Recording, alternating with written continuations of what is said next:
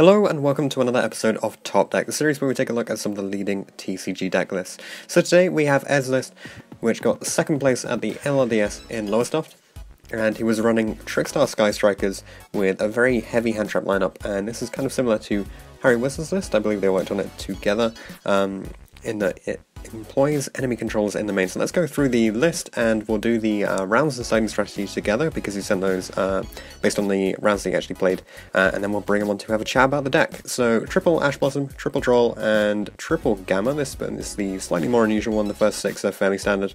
Triple Candina, one Lily Bell, and double Licorice. You don't really need a third one of these. Driver to go with the Gammas. The triple enemy controllers that we did just mention, Scapegoats, one Afterburners, triple Hornet Drones, and one Widow Anchor as the engaged targets. So opting to go for two engaged targets, which I believe is fairly standard. Triple Engage, triple Terraforming, triple Light Stage.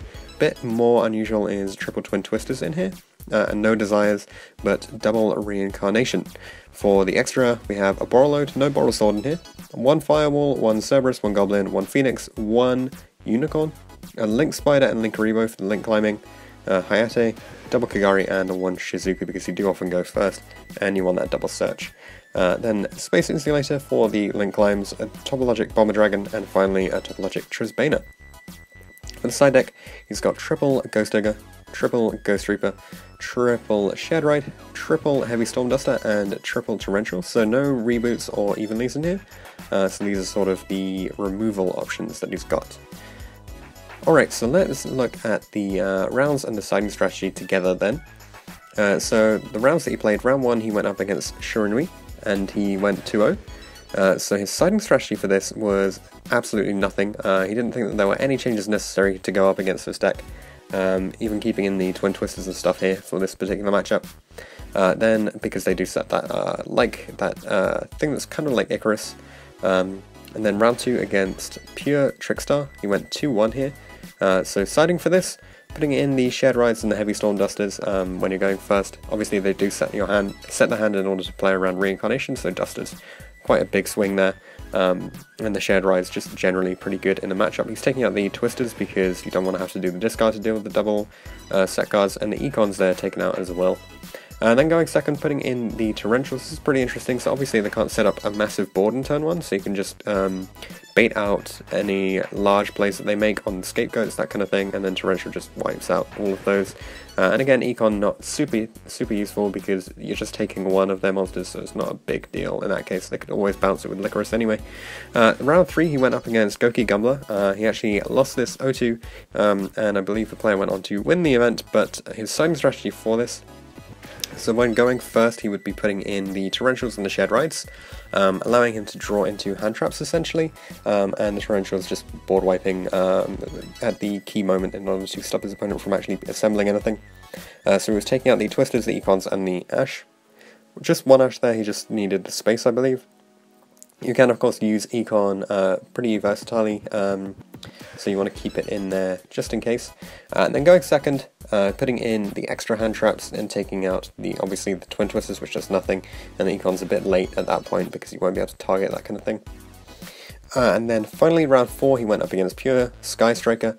So the siding for this, very similar to the Trickstar variant. So in first you're putting in the Shared Rides and the Heavy Storm Dusters, taking out the Econs and the Twisters, and then going second, putting in the Shared Rides again still, because obviously the deck isn't that quick. It doesn't assemble a big enough board to kill you unless they see something like Sky Blaster really. So keeping the Shared Rides in there, and then the Ogre so that you can deal with the multi-roll, I believe. Taking out the Econs, which don't do much again. I guess you can use the Kagari to start getting your link plays going, but it's not that big a deal. And then Ash and Scapegoats coming out there when you're going second, because they're not all that important when you're going second. Alright, so with that all said, let's bring on Ed to have a chat about the deck.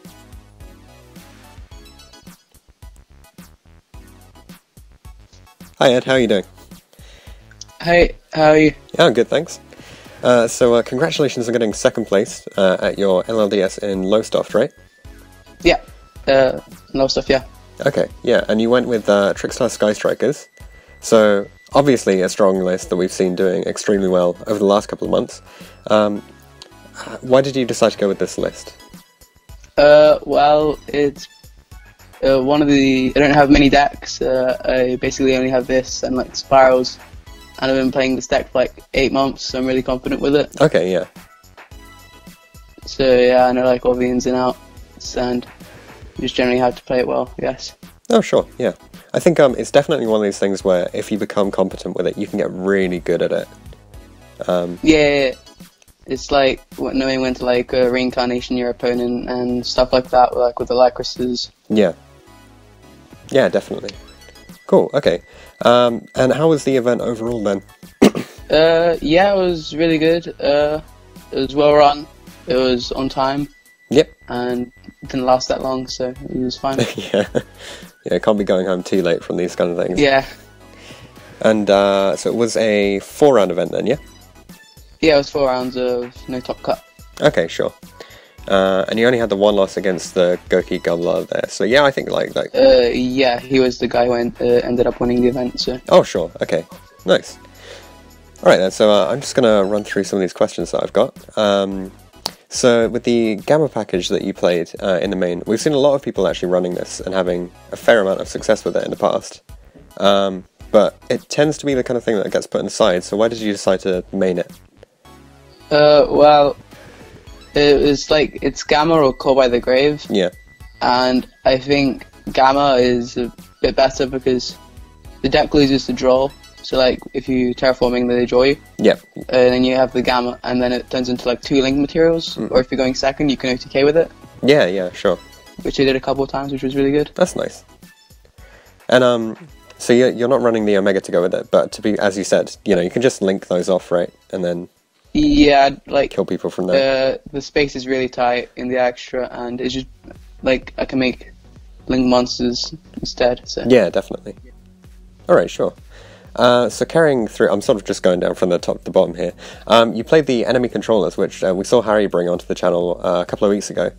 So is that, did you take inspiration from him, or were you playing it before him, or did you just no, so we basically made the list together. Oh, okay, yeah. Yeah, we just changed it up a bit from the one that he topped, but yeah, it's pretty good, because like, against Goki, you can take like the Invoker if they've normal summoned. Yeah. Which basically ends the turn. Yeah, yeah. That's really cool. And he was mentioning some stuff like you can take the Alistair against Invoked and that kind of thing, which is nice as well. Yeah, those interactions are really cool. It's like you can take the Link monsters against the pure deck to like make your own Kagari and stuff. Yeah, yeah. So would you carry on playing it in the future then, do you think? Yeah, I'd keep playing it. It's like, because drones, you contribute the drones as well. Yeah. So it's just really free. Yeah, that's and cool. Like you contribute your Lycrises in the battle phase to like attack with the monster for game. Yeah, that's pretty nice. Cool. Okay. So carrying on through then, got some more standard stuff here with the goats, the usual striker package, and of course the field spell stuff. And then you're playing triple twin twisters, which obviously we haven't seen an awful lot because. If you got decks like Goki running around, Twisters does basically nothing to it. But were you expecting sort of like this more back row heavy meta with like facing up against Trickstars and Sky Strikers and maybe Altergeist, that kind of thing? Yeah, like I mean it's like the UK, so there's always going to be loads of rogue. Yeah. So I really like it. It's like it can hit against Draco, which the deck has a hard time against. It can hit all the floodgates, and like. Going second, you can discard reincarnations to extend your plays later on. Yeah, yeah, that's cool. If you draw it. But yeah, it was really good. I hit like strikes and stuff.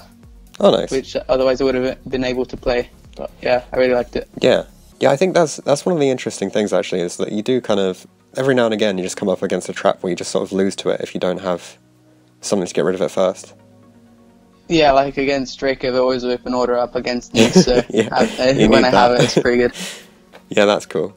Alright then, so we'll move on to the... Well, actually, one thing, you didn't have any desires in the main. Was that... do you feel like you have too many things that you can just banish and then you lose from there?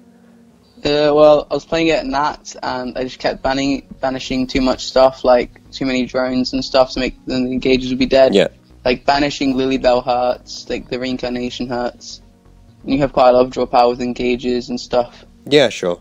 I think a lot of people at Nats did say, you know, if when you run Desires, it just sort of screws up this deck. I mean, it's good in a lot of other stuff. I'm just not sure it's good with this particular deck at the moment. Yeah, like you want your Afterburners and Widow Anchors and all that stuff, and like, because I'm playing Gamma as well. Yeah, like, exactly. If you manage to driver. Yeah, that really sucks, yeah. Cool, okay. Yeah, we'll move on to the extra then. Sure. I mean, obviously, it's very tight because this is Trickstar Sky Strikers, and at this point, there's not a whole lot that you have in terms of options, really. So you did go for the Borrowload instead of Borrowsword. Is this just that you didn't have a Borrowsword available? Yeah, basically, like, I could have tried getting hold of one, but I dropped Borrowloaders, like, they basically do the same thing, I guess. I mean, Borrowsword is obviously better, but the deck can't out Phoenix with a Goblin. Yeah. So, like, you can take the Phoenix with it. Oh, yeah, Borrowload sure. and just attack. Okay. Yeah, that's pretty nice, actually. Yeah, cool. Alright, and then the rest of the extra... is there anything in here that you feel is like a flex slot? Because often we just see that, you know, most of these are pretty much mandatory at this point. I think I didn't make Drusbana once. Mm-hmm. Like, I got told to play it, and, like, other events it was pretty good. Yeah. I'd keep it in, like, the extra deck is really good. I've seen people not playing Kayate, which is a bit weird, but I don't know why. Yeah, I mean, it has utility, right? So you wanna have access to that gauge. Yeah, I forgot to use the effect once. Which Oh. I still won the game though, but... Oh, cool. Yeah, plus that extra, like, 1500 every now and again, that's just, like, that's what takes it. Yeah, and with Lily Bell, you can just, like, keep attacking direct. Yeah, exactly. That's really cool. Alright, is there anything that you think you'd swap in for the extra then, or do you think it's as good as it can be? I think the extract's, like, perfect. Like, the only thing I'd take out is, like, a Borrowload for a Borrowsword. Yeah. Maybe. Everything else is fine, I think. Alright, cool. On to the side deck then. So you've got the triple Ogre and the triple Cherries, which means that basically if you want to, you can go up to, 15 hand traps for against combo decks, which is pretty nice. So yeah. Why did you go for Ogre instead of something like Impermanence or maybe even Vela? So I think Ogre is really good against the Fire Dragon. Oh yeah. Because you just hit the Fire Dragon against the pure deck. Like the win condition is resolving multi-roll. Yeah. So if you can hit the multi-roll in the end phase, it's really good. Yeah, sure. And also didn't have access to Impermanence. So. Oh yeah, that's fair enough. I mean, like, Impermanence is 8-9 times as expensive as this card anyway. Yeah. Sure, okay. And then I think Cherry is kind of like, it's obvious why you'd want to run that in this kind of format. And then, so your sort of removal options, typically we see stuff like evenly matched and red reboot so that people can just sort of OTK through boards or wipe out boards immediately. Whereas your removal is sort of a little bit slower because you've got the Torrentials and the Storm Dusters. So why did you go for this kind of like actual trap-based removal instead of the sort of like hand trap-based? Well, like, because Goki's the hardest matchup. Going second to have the Ogres and the Cherries. Yep.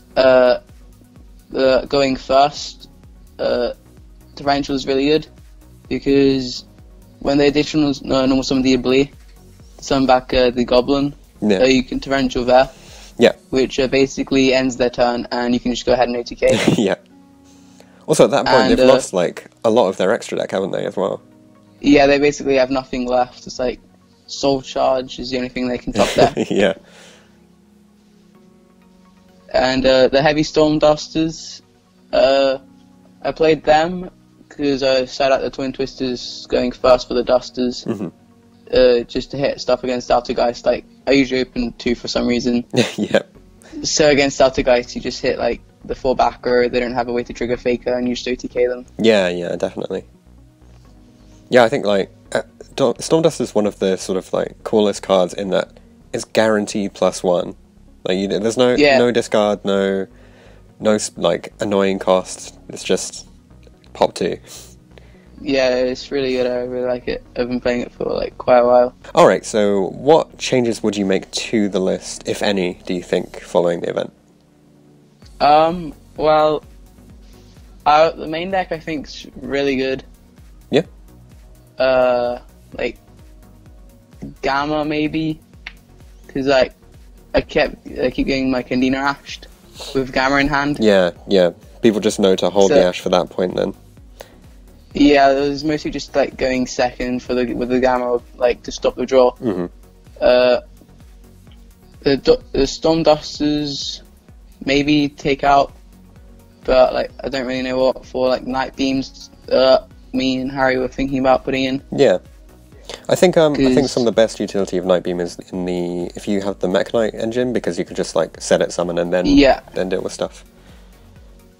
Yeah, like don't really like the Mekk-Knights because now Goki's basically taken over.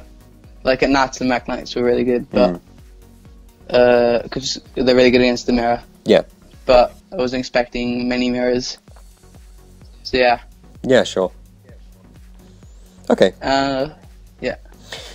In which case, what would you say are the easiest matchups for this deck? Well, it has a pretty good rogue matchup. So like sometimes I lose like the most random things ever. Like ritual beasts and stuff like that. I mean, anything that can put in a decent floodgate is going to be tough to beat, right? Yeah, anything over 1900, basically. Yeah. Like Goki's pretty hard, which is why I'm playing so many hand traps to try and not let them go off. Yeah. Yeah, I think having that, 15 going second is huge, right? Yeah, it's like 91% chance of opening it, I think. Yeah. It's like if I open too many, though, I can't really play the game. Yeah, sure, yeah. You want to be in a position where you can actually do something. But I mean, you have how many starter cards? 15 of those as well, is it? Yeah, 15, yeah. Yeah, so I mean, you're probably in a pretty good position if you just see any of those with enough hand traps. So yeah, it's pretty good. Yeah, that's cool. Like other matchups are like Crusadia. I've seen is doing something, I think. Yeah, a lot of people have brought that in recently. Yeah, which is why I'm playing Torrential now. It's also pretty good against it. Yeah. Like the OTK type stuff. There's also quite a lot of Mekk-Knight invoked Sky Striker because of the Alistair link. Yeah. So I guess Torrential and also the enemy controller have utility in that kind of matchup then, where you just need something that you can set in turn 1 and bring out when they start playing in turn 2. Yeah, like enemy controller is really good, like just opening up the main monster zones like Widow Anchors and stuff. Yeah. And Torrential like against the OTK stuff, which like this deck doesn't really do much turn 1 unless you open like Candina drones, which can make like Bomber Dragon. Yeah, but I mean then it's still like a hefty investment, right? Yeah, like it just if the Bomber Dragon gets popped, you've wasted all your resources making it. Yeah, sure. Okay. Alright, well, we've gone through all my questions now, so are there any shout-outs that you'd like to make? Yeah, so shout-outs to Hayden, who basically lent me all the Sky Striker cards. Shout-outs to Harry Davis and Harry Whistler, who made the deck with me, basically. Mm-hmm. Shout-out to Sam Beals, who lent me cards, and everyone at Athena Games in Norwich. Nice. My locals, yeah, they're really good. Yeah. And shout out to Scoured Fire for running the event. Yeah. Cool. Yeah. Well, congratulations on getting second place again. It's a really cool looking list, and thank you for spending some time talking through all of the options that you chose with this. Are there any other comments you want to make? Like, I hope the deck that does something next format, I guess. Like, with drones getting hit to 1. Yeah. It depends how hard the tricks and stuff gets hit. But like maybe it can do something. But I think Pure Sky Striker is going to be really good next format. So. Yeah, for sure. I mean, there's so much like ability to just come back over and over again thanks to multi-roll and things like that. Yeah, it's really good. All right, great. Well, congratulations again. Thanks for coming on, and hopefully we'll see you again in the future. All right, cool. Thanks. Thanks for watching this episode of Top Deck. If you have any comments or suggestions that you would like to make, leave them in the comment section down below. Check out the description for details of how you can get involved in this series. You can enter by voice interview, or instead you could just send all of your information over Facebook Messenger. Anything like that will be absolutely fine. If you want to see anything in particular from the upcoming series, then be sure to get in touch, and I'll see you guys in the next video.